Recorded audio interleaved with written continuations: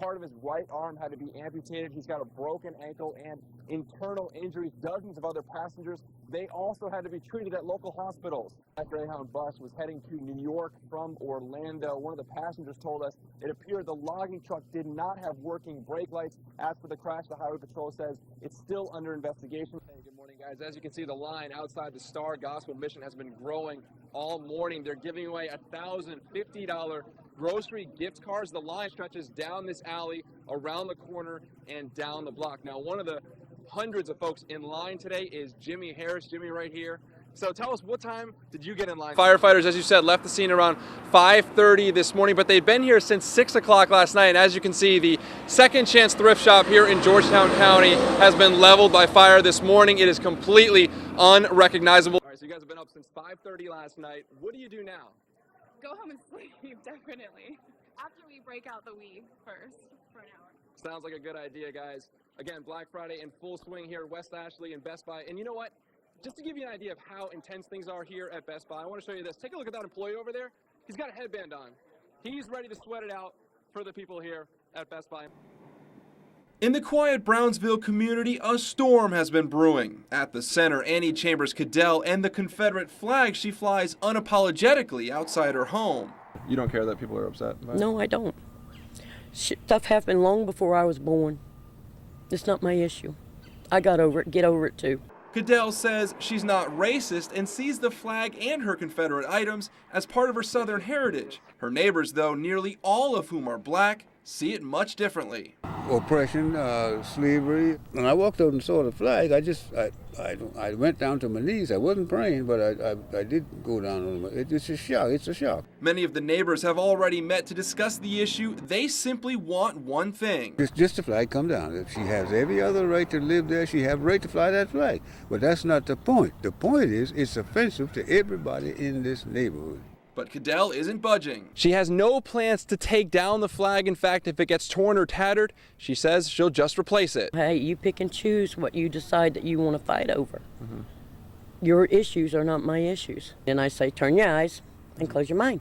But those who see the flag every day say its symbolism is impossible to ignore. I have to come out and get my newspaper every morning. That's the first thing that hit me in the face, and it's ridiculous. It just blows my mind. In Somerville, Josh Cassio, ABC News 4.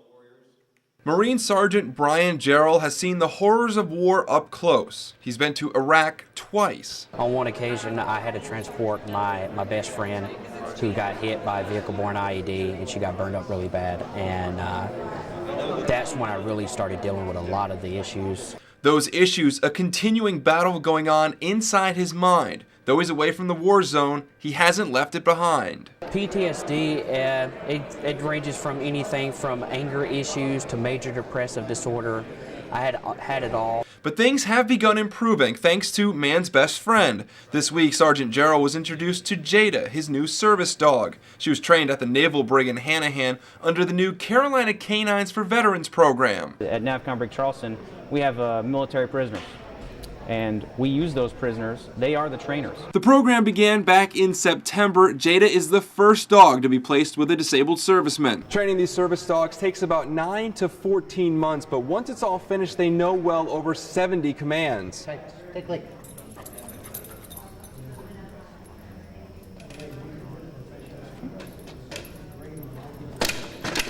They can do things like retrieve items, open the fridge, and provide much needed support to their owners. In less than a week, Sergeant Gerald says Jada has already made a big difference in his life. With her the first night, I slept the whole entire night. Sergeant Gerald's story, an example of why officials call the program a win-win-win. The dogs are all saved from shelters, the prisoners learn new skills, and most of all, wounded warriors get the help they need. It has greatly exceeded our expectations. In Hanahan, Josh Cassio, ABC News 4.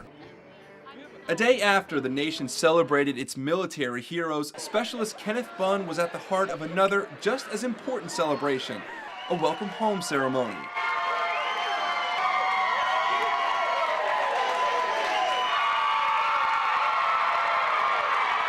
It was a long and hard trip, but We completed a good mission, and just glad to be home with the families. Specialist Bunn is one of 150 soldiers from the 1st Battalion, 178th Field Artillery Crew based out of Georgetown, who are returning to familiar South Carolina soil and familiar faces after spending 8 months in Afghanistan. One step at a time, just trying to take in my babies here and my wife. These soldiers' missions overseas, providing security for workers, engineers, and medical personnel in the war-torn nation. John Beatty was eager to see his son Michael come home safely. It's as if you're on pins and needles. You know it's happening every day. And you try to put it in the back of your mind. Specialist Michael Beatty Jr., like many of his battle buddies, now has a new title. We were sitting in eating chow yesterday, and a bunch of us that had never been over before were like, wow, now we're veterans. And with their mission in the Middle East now complete, these soldiers have a new mission that begins at home. And it all starts with their families. The kids, they need their father, a father figure home, and he's been gone. Mission at home is to get back together with my family and get to know everybody all over again, because we've been gone for a year. After months and months of sacrifice, finally the feeling of relief as these families are once again united. The troops have basically been traveling 2 weeks to get back to South Carolina today, but now that they're with their families, they say the couple-hour car ride home, well, that'll be the easiest part of the trip. In Columbia, Josh Cassio, ABC News 4.